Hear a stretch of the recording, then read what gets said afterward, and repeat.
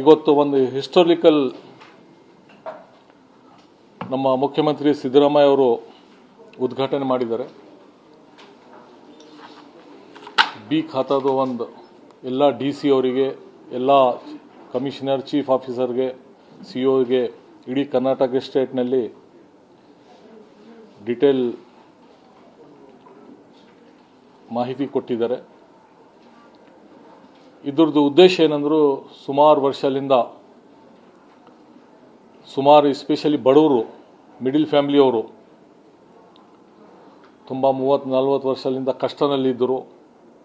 ಅವರಿಗೆ ಸಮಸ್ಯೆ ಏನಿದೆ ಅಂದರೂ, ಅವರು ಏನು ತೊಂದರೆ ಬಂದರೂ ಅವರಿಗೆ ಒಂದು ಮನೆ ಕಟ್ಟಲಿಕ್ಕೆ ಲೋನ್ ಸಿಗ್ತಿದ್ದಿಲ್ಲ. ಮತ್ತು ಸುಮಾರು ಜನ ಹರಾಸ್ಮೆಂಟ್ ಮಾಡ್ತಿದ್ರು. ಸುಮಾರು CMC ಮುನ್ಸಿಪಾಲ್ಟಿನಲ್ಲಿ ಬ್ರೋಕರ್ಸ್ ಆಗಲಿ, ಆರ್ ರೆವಿನ್ಯೂ ಆಫೀಸರ್ಸ್ ಆಗಲಿ, ಆರ್ ಚೀಫ್ ಆಫೀಸರ್ ಆಗಲಿ, ಕಮಿಷನರ್ ಆಗಲಿ, ಆರ್ ಕೌನ್ಸಿಲರ್ಸ್ ಆಗಲಿ, ಆ ಥರ ಸುಮಾರು ಜನದು ಇನ್ವಾಲ್ವ್ಮೆಂಟ್ ಇತ್ತು. ನಮಗೆ ಸುಮಾರು ಕಂಪ್ಲೇಂಟ್ ಬರ್ತಿದ್ವು, ಅಲ್ಲಿ ದುಡ್ಡು ಕೇಳ್ತಾರೆ ಈ ಖಾತಾ ಕೊಡಲಿಕ್ಕೆ, ಮತ್ತು ಬೇರೆ ಬೇರೆ ರೀತಿಯಿಂದ. ಈಗ ಅವರಿಗೆ ಯಾವುದು ಫೆಸಿಲಿಟೀಸ್ ಇದ್ದಿಲ್ಲ. ಅದ್ರ ಸಲಗೆ ನಮ್ಮ ಮುಖ್ಯಮಂತ್ರಿ ಸಿದ್ದರಾಮಯ್ಯ ಅವರು,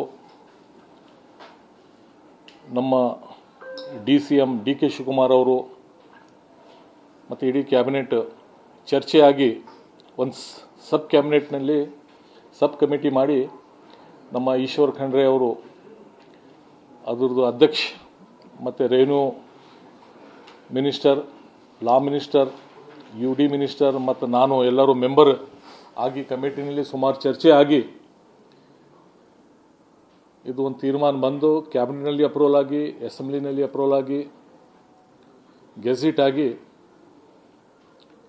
ಇದು ಒಂದು ಆರ್ಡರ್ ಇಶ್ಯೂ ಆಗಿದೆ. ಮತ್ತು ಇದರಿಂದ ನಿಜವಾಗಲೂ ಈಗ ಮಾಹಿತಿ ಪ್ರಕಾರ ಬರೀ 20 ಲಕ್ಷ ಮನೆಗಳು, ಅದು 100% ಏಕ ಖಾತಾ ಅಂದರೂ ಬರ್ತದೆ. 40 ಲಕ್ಷ ಮನೆ ವಿಥೌಟ್ ಅಪ್ರೂವ್ಡ್, ಮಿನಿಮಮ್ 40-50-60 ಆಗ್ಬೋದು. ಎಲ್ಲ ಸೇರಿ ಅದು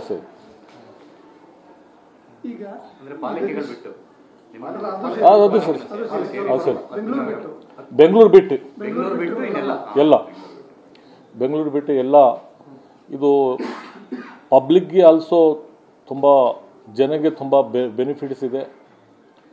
ಯಾಕಂದರೆ ಅವರು ಸುಮಾರು ಜನ ಬಂದು ಕಣ್ಣೀರು, ಬೇರೆ ಬೇರೆ ದಾರಿಯಿಂದ ಅವ್ರು ಹೋಗಿ ಏನೋ ಸೈಟ್ ಪರ್ಚೇಸ್ ಮಾಡಿ ಮನೆ ಕಟ್ಟಿ, ತುಂಬ ಬಡವರು ಮನೆ ಕಟ್ಟಬೇಕಂದ್ರು ಅವರು ತಮಗೆ ಗೊತ್ತಿದೆ, ನಮಗೆ ಗೊತ್ತಿದೆ ಎಷ್ಟು ಕಷ್ಟ ಬಿಡ್ತಾರೆ. ಮತ್ತು ಅವರಿಗೆ ತುಂಬ ಹರಾಸ್ಮೆಂಟ್ ಆಗ್ತಿತ್ತು. ಅದ್ರ ಸಲಗೆ ಮುಖ್ಯಮಂತ್ರಿ ಅವರು ಒಂದು ಸೆಟಲ್ಮೆಂಟ್ ಇವರಿಗೆ ಮಾಡಿ,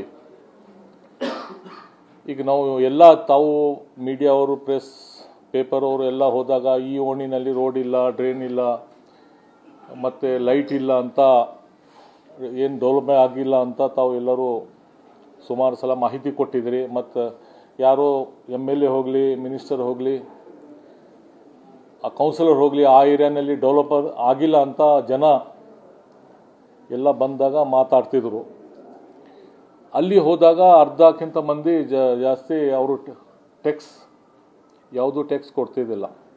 ಯಾಕಂದರೆ ಅವ್ರದ್ದು ಹೆಸರೇ ಇಲ್ಲ ಟ್ಯಾಕ್ಸ್ ಲಿಸ್ಟ್ನಲ್ಲಿ. ಆ ಹೆಸರು ಬರಬೇಕಂದ್ರೂ ಸುಮಾರು ಮೊದಲು ಕಂಡೀಷನ್ ಇತ್ತು. ಆ ಲೇಔಟ್ ಅಪ್ರೂವಲ್ ಆಗಬೇಕು, NA ಆಗಬೇಕು, ಆ ಥರ ಸುಮಾರು ಕಂಡೀಷನ್ ಇತ್ತು. ಅದರಿಂದ ಅವ್ರದ್ದು ಹೆಸರು ಇದ್ದಿಲ್ಲ, ಅವ್ರು ಟ್ಯಾಕ್ಸ್ ಕಟ್ತಿದ್ದಿಲ್ಲ. ಆದರೂ ಫೆಸಿಲಿಟೀಸ್ ಎಲ್ಲ ಬೇಕಂತ ಫೈಟ್ ಮಾಡ್ತಿದ್ರು. ಅದು ಒಂದು ಸಮಸ್ಯೆ ಇತ್ತು. ಮತ್ತು ಮುಂದೆ ಎಲ್ಲ ಫೆಸಿಲಿಟೀಸ್ ಬೇಕು ಅವರಿಗೆ, UGD, water system, road, drain, light ಮುಂದೆ ಬೇಕು ಅಂತ ಅದು ಒಂದು ಡಿಮ್ಯಾಂಡ್ ಇತ್ತು. ಅದ್ರ ಸಲಗೆ ಇದು ಒಂದು ಐತಿಹಾಸಿಕ ಕಾರ್ಯಕ್ರಮ ಇಡೀ ಸ್ಟೇಟ್ಗೆ, ಮತ್ತು ನನ್ನ ಪ್ರಕಾರ ಇಂಡಿಯಾನಲ್ಲಿ ಮೊದಲನೇ ಇರಬಹುದು. ಬೇರೆ ಸ್ಟೇಟ್ದು ಅಷ್ಟು ಮಾಹಿತಿ ಇಲ್ಲ. ಆದರೂ ಇದು ಇಡೀ ಕರ್ನಾಟಕ ಜನಗೆ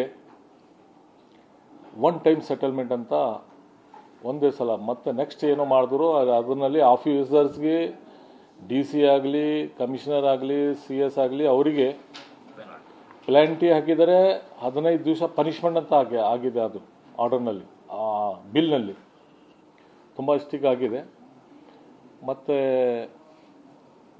ಇದರಿಂದ ತಮ್ಮೆಲ್ಲರಿಗೂ ಗೊತ್ತಿದೆ, ಪಾಪ ಎಲ್ಲರಿಗೂ ಬೆನಿಫಿಟ್ಸ್ ಇದೆ. ಹೊಸದಾಗಿ ಎಷ್ಟು ಆಸ್ತಿಗಳು